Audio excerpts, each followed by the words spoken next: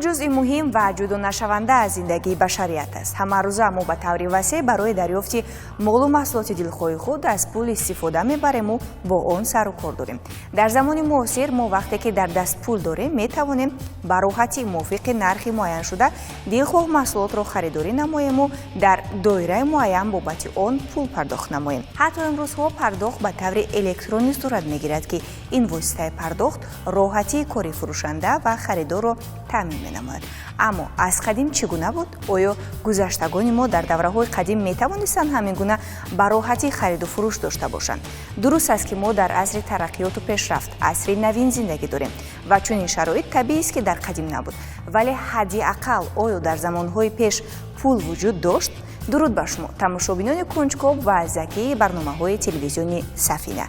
این نشر برنامه از کجا تا کجا بابت پیدایش پول حرف میزنیم. سرچشمه‌های تاریخی نشان می‌دهند که اولین پول‌های کاغذی در عصر نو در چین قدیم پیدا شده است. اگر این گونه است، پس در اول معاملات چگونه صورت می‌گرفت؟ تاریخ پیدایش پول و معاملات پولی نه تنها روند اقتصادی میباشد، بلکه تاریخ انکشاف تمدن انسانیت است. تو با وجود آمدن پول، پیدایش پول، آدمان تجارت را بین خود توسط مالها انجام میدادند.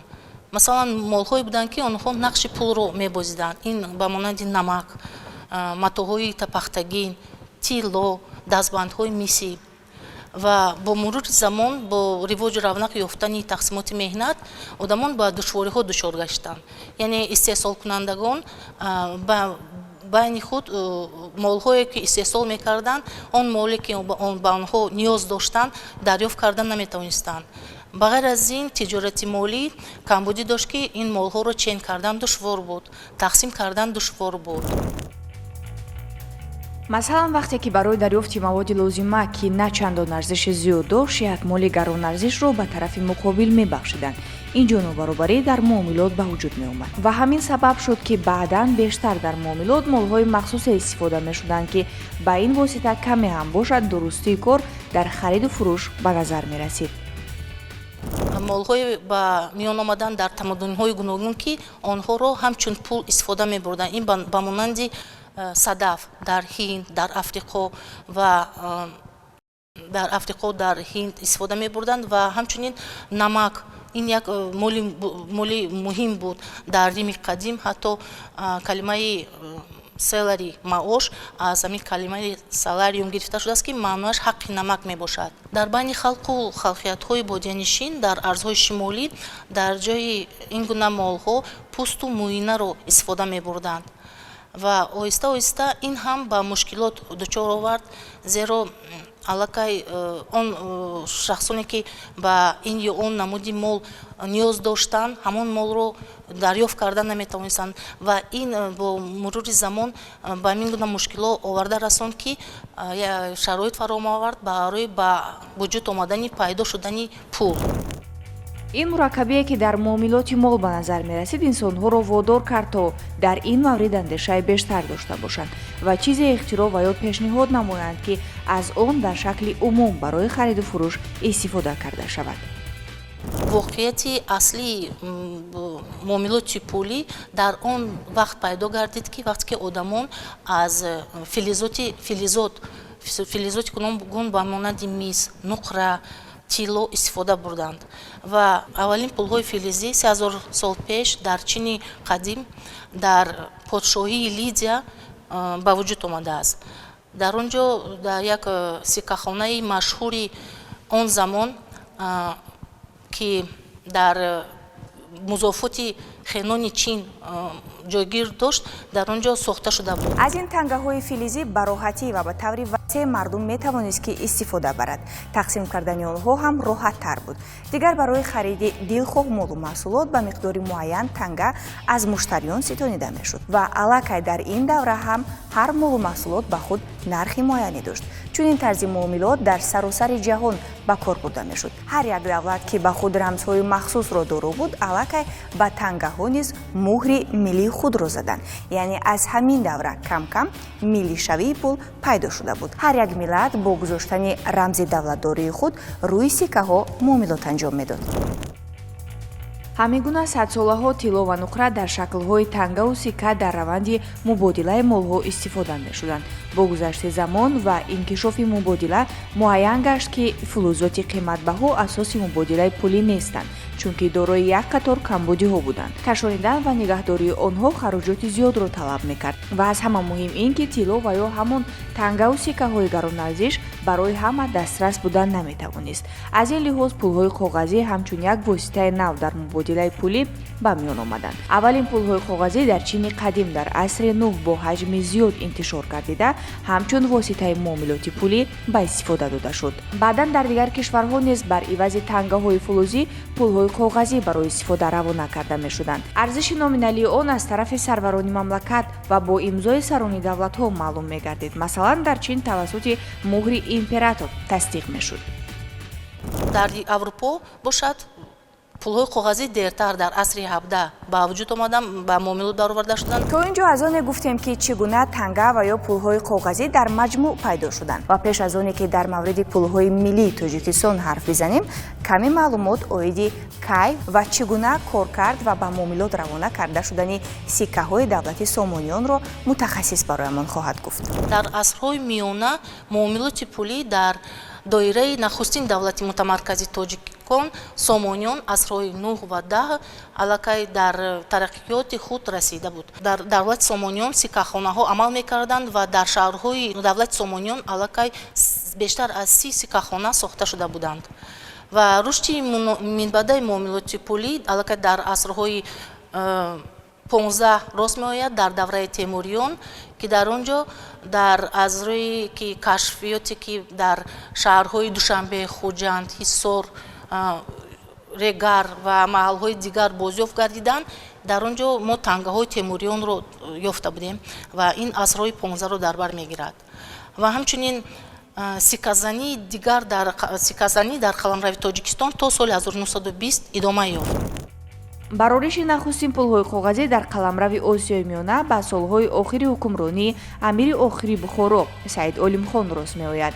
дар он давра аллакай ба пуррагӣ ба таври расмӣ ҳар халқу миллат пули алоҳидаи худро дошт. ба ҷои рамзҳои махсус аллакай тасвири шоҳон ва бузургони миллати худро дар пулҳо муҳр карда навиштаҳоеро низ ҳар давлат бо забони худ рӯи пулҳо чоп мекарданд. ҳамин гуна тариқаи чопи пулҳо албатта ки дар пулҳои тоҷикӣ низ ба назар мерасид. яъне рӯи пулҳо матнҳо бо забони сирф тоҷикӣ аз бузургони илму адаб навишта мешуд.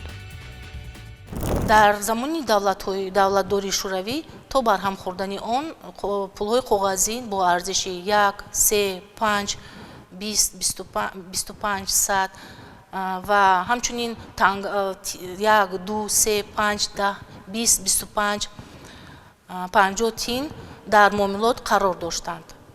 ташкили низоми муосири бонкӣ танҳо ба даст омадани истиқлолияти давлатӣ соли 1991 ва ташкили Бонки Миллии Тоҷикистон муайяссар гардид. пули миллӣ яке аз рамзҳои давлатдорӣ маҳсуб меёбад дар баробари парчам, нишон ва суруди миллӣ. чӣ гуна ки то ин марҳила масъаларо кушодем, бароямон маълум шуд ки аз таърих ин анъана то имрӯз боқист. яъне пул ҳаргиз дар ягон давру замон дар дараҷаи дуюми зиндагии мардум гузошта нашуда буд.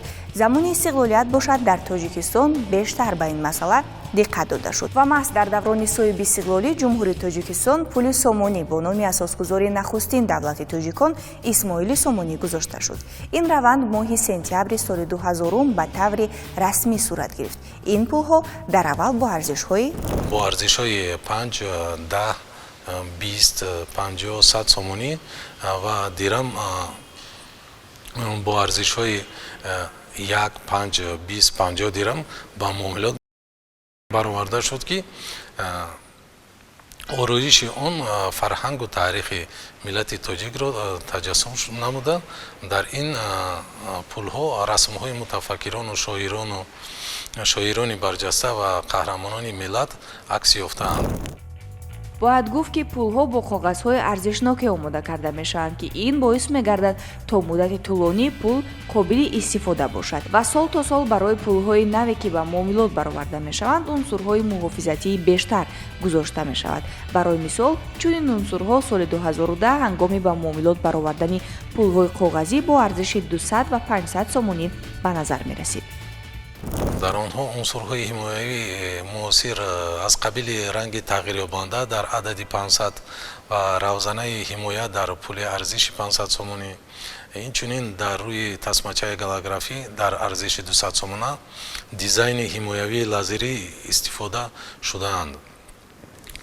дар соли 2012 ба пулҳои коғазӣ бо арзишҳои номиналии 5 ва 10 сомонӣ унсури ҳимоявӣ кинограмма, дар моҳи марти соли 2013 дар пулҳои коғазӣ бо арзишҳои номиналии 20, 50, 100 сомонӣ ки унсурҳои нави ҳимоявии замонавӣ лазерӣ ҷой карда шуд, 3 адади охири силсилаҳои пул дар рӯи навори голографӣ бо тарзи лазерӣ чоп шудааст ва ҳангоми ламс кардани ададҳои мазкур барҷастагӣ эҳсос карда мешавад. дар тамоми манотиқи дунё ин раванд ҷараён дорад ва барои ҳимояи пулҳои миллии худ аз коғазҳои махсусе истифода мебаранд ки воқеан арзиши гарон доранд. дуруст ки ҳар давлату миллат ба худ пули миллии махсуси худро дорад, вале дар ин баробар пулҳое ҳастанд ки аз онҳо дар тамоми манотиқи ҷаҳон истифода мебаранд. яъне серистифодатарин пулҳои ҷаҳон инҳоянд. серистифодатарин пули ҷаҳон ин доллари Иёлоти Муттаҳидаи Амрико ба ҳисоб меравад, зеро ки зиёда аз 88% амалиётҳо дар ҷаҳон маҳз бо ҳамин асъор ва зиёда аз 50% захираҳои байналмилалии бонкҳои марказӣ дар тамоми ҷаҳон бо доллари Иёлоти Муттаҳидаи Амрико нигоҳдорӣ карда мешаванд. дар ҷои дуюм ин евро меистад ва дар ҷои сеюм юани ҷумҳурии мардумии Чин. агар мо таваҷҷӯҳ кунем, аз ҳама маблағи зиёдтар дар муомилот буда ин юани Чин аст, зеро ки аҳолии худи ҷумҳурии мардумии Чин бениҳоят зиёд аст. аз ин лиҳоз маблағи бисёр эмиссияшуда, яъне чопшуда маҳз юани Чин мебошад. ва дар охир бояд гуфт ки дар замони муосир бештар аз ҳама пардохти ғайринақдӣ дар саросари ҷаҳон истифода бурда мешавад. барои рушди низоми пардохтҳои ғайринақдӣ дар иқтисодиёти ҷумҳурии Тоҷикистон бошад вусъат додани истифодаи воситаҳои электронии пардохтӣ ҳангоми ҳисоббаробаркуниҳо аз ҷониби ҳукумати ҷумҳурии Тоҷикистон қарор оид ба тадбирҳои вусъат додани ҳисоббаробаркунии ғайринақдӣ 3 ноябри соли 2018 таҳти рақами 565 тасдиқ гардид ва мутобиқи он вазорат ва идораҳо, корхонаю муассисаҳои давлатии амалкунандаи хизматрасониҳои пулакӣ ба аҳолӣ вазифадор шуданд ки дар баробари ҳисоббаробаркуниҳои нақдӣ ба таври ҳатмӣ қабули ҳаққи ҳама намуди хизматрасониҳоро аз аҳолӣ ба таври ғайринақдӣ бо истифода аз воситаҳои электронии пардохтӣ таъмин намоянд. яъне имрӯзҳо саркарда аз нақлиёти роҳ то мағозаи хӯрокворӣ ва либосу ҳаққи маош бештар ба тариқи электронӣ пардохт карда мешавад. акнун бубинед аз куҷо то куҷо аз ивази молҳо барои қонеъ намудани талаботи рӯзгор ва дар заминаи ин амал пайдо шудани сикаву тангаҳо, аз коркарди сикаву тангаҳо ва бар рӯи онҳо гузоштани муҳри миллӣ то ба пайдо шудани пулҳои коғазӣ. аз сифати хуб ва тарзи роҳати ин тариқаи истифодаи пулҳои коғазӣ расидан ба пардохти ғайринақдӣ ки ин восита бештар аз ҳар марҳилае дар зиндагии мардум вобаста ба истифодаи пул шароити хубтару беҳтару фароҳам овардааст.